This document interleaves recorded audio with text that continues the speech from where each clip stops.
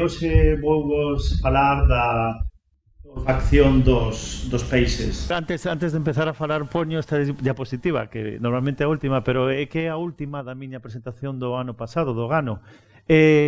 Utilicei o ano pasado para despedirme, pero decía vos, os que estades seguro que os acordades, que estaba a estudar unha estrutura do cerebro da ovella que se chama claustrum, que é moi importante para ter a sensación de consciencia. Decía vos que, bueno, iba a contarvos que iba a sair desas investigacións. Entón, como pasou un ano moi complicado, teño que diciros que neste ano unha alumna de veterinaria fixo, a pesar das dificultades, un traballo experimental de investigación sobre o claustrum da ovella, que, ben, foi un traballo que realmente quedou moi ben, sacou o seu sobresaínte, estamos moi contentos, é un traballo máis para a nosa colección de traballos fin de grado de investigación, todos feitos sin financiación, pero é cousa destos tempos que vivimos tan complicados. E tamén conto vos, de momento ainda non estou a falar da olfacción, por eso Gustavo di as cosas que di de mí, pero es que teño que dicilo, pero pasan cosas na investigación que a veces non son tan boas como as contamos. Es que fixadevos que cousas pasan. Estábamos entregando ese mismo fin de semana o traballo de Mamen Pinilla, e xusto nese día aparece nesta revista, que é unha das máis importantes do mundo, o Journal Anatomy, aparece un traballo sobre o claustrum da ovella cos mesmos marcadores, as mesmas tinguiduras e os mesmos resultados incluso. Unha cousa que por un lado pues, é unha especie de chasco porque te pisan algo que algún día esperas poder publicar, pero tamén unha satisfacción porque significaba que eso que estábamos a hacer pues, que era algo interesante e digno de ser estudiado.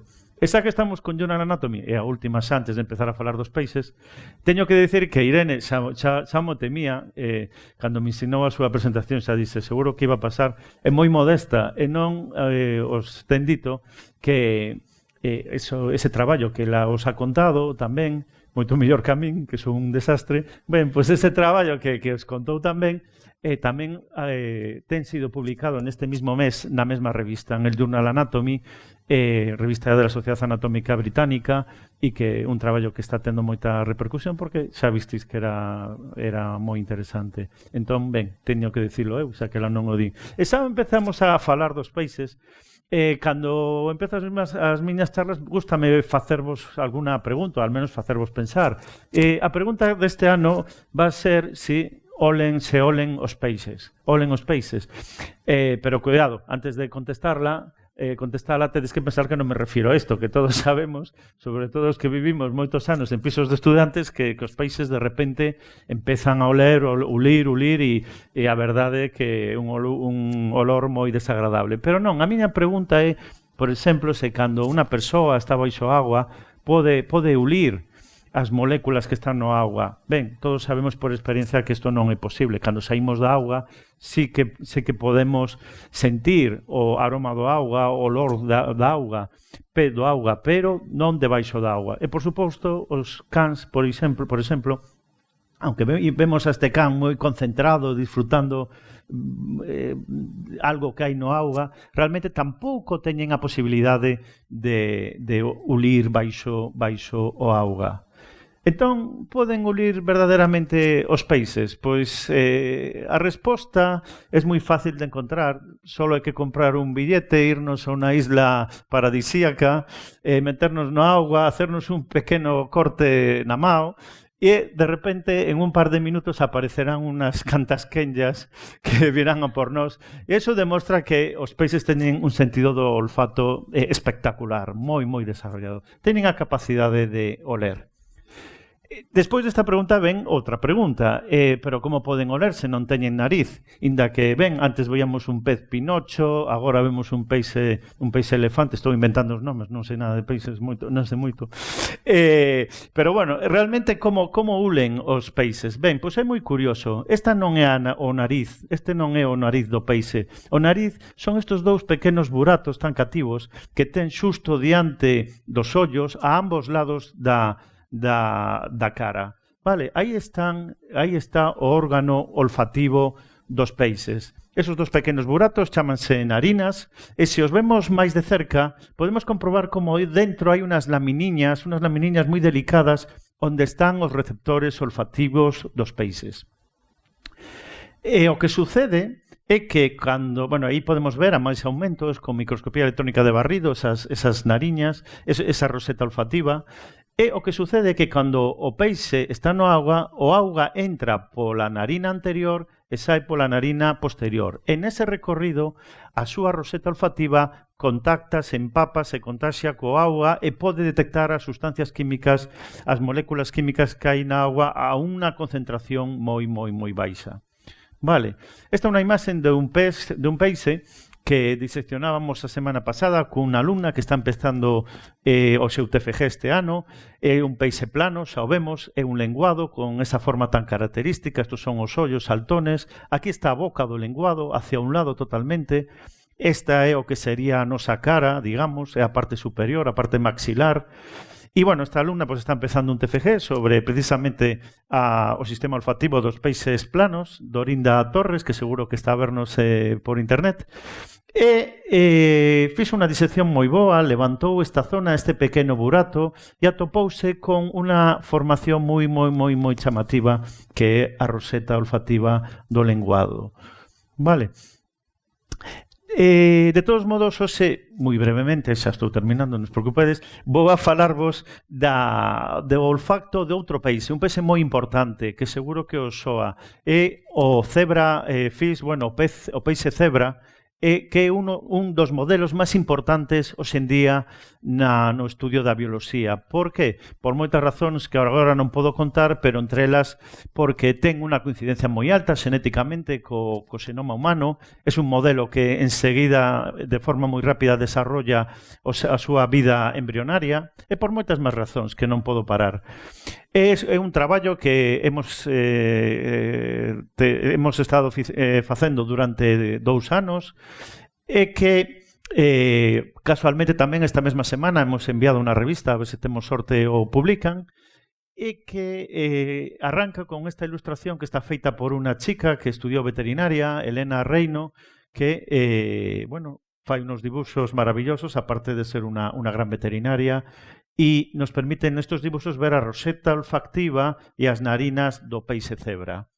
Bien, durante este tempo procesamos moitos peixes cebras, os cortamos no microtomo, son pequenos, son cativos, co cal é relativamente sinxelo facelo, e fixemos tinguiduras que permítennos ver diferentes órganos e estruturas del pez cebra. Por exemplo, podemos ver intestino anterior, a cavidade oral, o corazón do peixe, o cerebro, e por diante do cerebro temos a roseta olfativa do peixe cebra.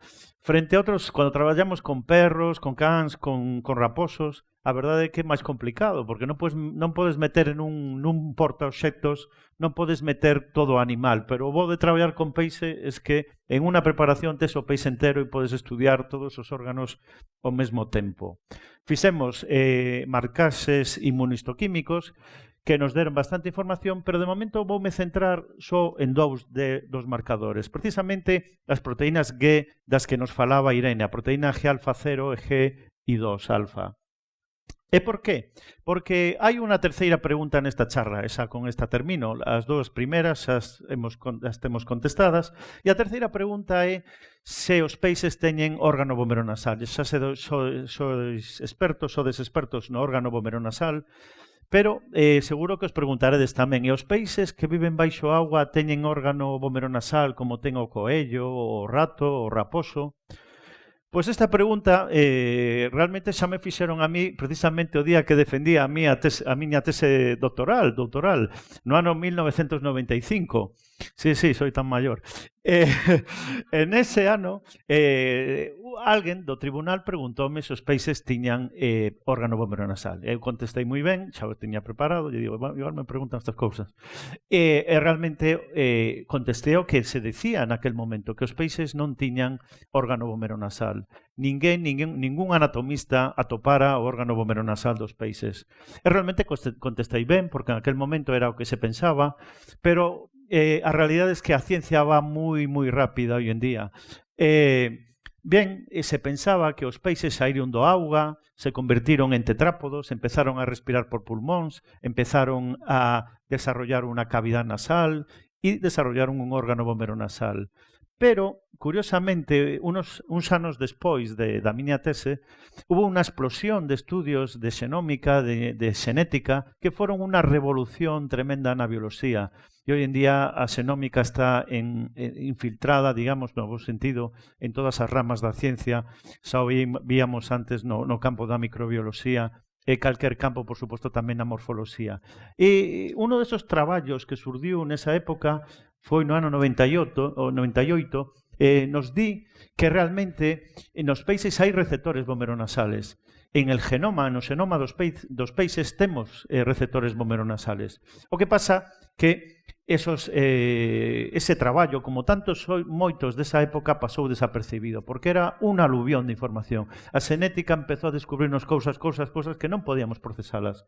Pero o certo é que pasou o tempo e nos últimos 5, 10 anos xa tenemos a certeza de que os peixes nesa roseta olfactiva teñen receptores vomeronasales como temos os mamíferos no noso órgano vomeronasal. É un pouco unha das contribucións máis interesantes do noso traballo, comprobar con estas dous proteínas que efectivamente na roseta olfactiva do peixe cebra existen receptores vomeronasales. Esa termino facendo referencia a outro peixe, do que falaba ao principio, da Kenya, porque é moi curioso. A Kenya tamén ten sido estudiada, en concreto por un grupo italiano de Xénova, que sí que está moi especializado en peixes, e este grupo ten visto que a Kenya su roseta olfactiva está mayoritariamente formada por receptores vomeronasales. É dicir, cando o tiburón está detectando no auga esas pingas de sangue que hai disoltas a concentraciones baixísimas,